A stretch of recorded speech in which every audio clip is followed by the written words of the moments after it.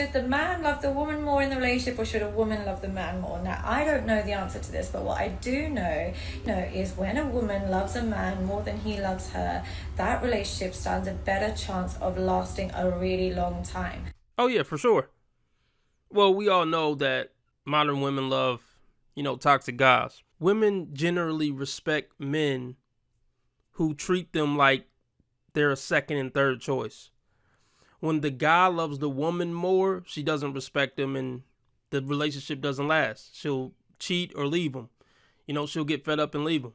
She'll get tired of walking all over him, and she'll get tired of him kissing her butt, and it just won't work out. Now, when it's the woman that's seeking the man's approval constantly, yeah, she'll never leave because she'll always be seeking that approval. Make women earn you. Make your woman earn you every day, but don't treat her like crap. It's that middle balance. Don't treat her too bad, but don't treat her too good. But just have an attitude like, my life is going to be okay whether you're here or not. That's the type of attitude that keep women around forever since the beginning of time. The reason being is that men are very capable of staying in a relationship with a woman that they're not madly in love with, but as long as she loves him and she's loyal to him and she's looking after the kids, they will stay put because they tend to be more loyal to the cause. Even if they might step out and do a nonsense, they will stay loyal to the cause because the relationship is not giving them enough stress to leave. Whereas for a woman who does not love a man as much as he loves her, what she will do is inevitably start pushing his boundaries. She will start testing him to see what the level of disrespect he will handle in order for him before he can leave. And when he loves her more than she loves him, he'll end up tolerating a lot more than he should, and she will eventually lose respect for him, and that relationship eventually will break down. She a baddie.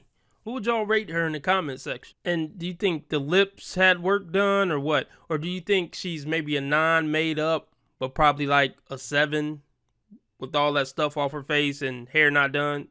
Let me know. When people bring up my old party girl era when I used to be fun, not knowing it was the darkest time of my life. Yeah, and this is the side of things that all the hotties on IG and TikTok, they'll never talk about. They rarely talk about. The whole hot girl era is cool for 2 hours when you're partying. But what about the other 22 hours in a day? They're miserable and a lot of them hate themselves.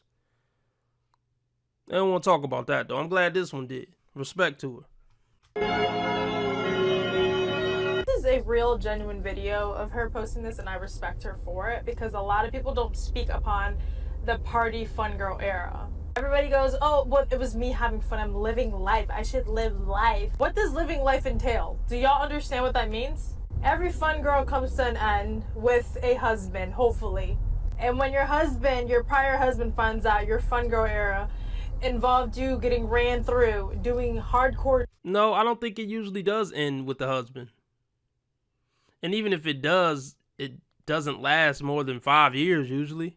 See, that's the myth that a lot of these hot girls believe that, okay, I'm going to party when I'm young and it'll end in a husband that I respect. No, it'll end maybe in a husband you don't respect because no respectable man is going to wife some party thought.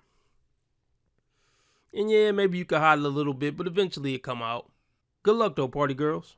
For drugs, just simply not giving a shit your body, or even emotionally. Like emotionally, if you are f***ed up from all that era, the new guy walking into your life he's not gonna want to deal with that. And that's what people don't understand.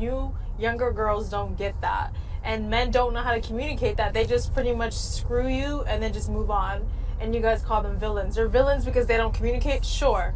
Is it their job to? Not really. This is life. There's a 12-year age gap is what we're talking about. So if I'm 30 years old and I'm talking to your son that's 12 years younger than me, what's the problem? Legally, there is no problem. A 18-year-old young man don't know what to do with a 30-year-old woman. You're going to put that pee on him and he's going to be mesmerized. And then you're going to be able to manipulate how you want to manipulate. But I'm not going to knock it. Somebody should have gave the 18-year-old the game. He got to learn the hard way. They always say men are trying to, control a young woman when he gets with a woman that age and he's 30-something. And to some degree, you're right. Men want to run the show with women. Men want to be the boss when it comes to women. Most guys do. They want a woman who's going to listen to him and take his lead. So it makes sense in that situation. The other way around, is a 30-year-old woman really going to take the lead from an 18-year-old? Highly unlikely. Women usually don't like younger guys. Even if you 1 year younger, they cringe at that. So it is a head scratcher. Why does this 30-year-old woman want to be with an 18-year-old teen? Well, we know why she wanted to be with an 18-year-old teen, because he had that bag.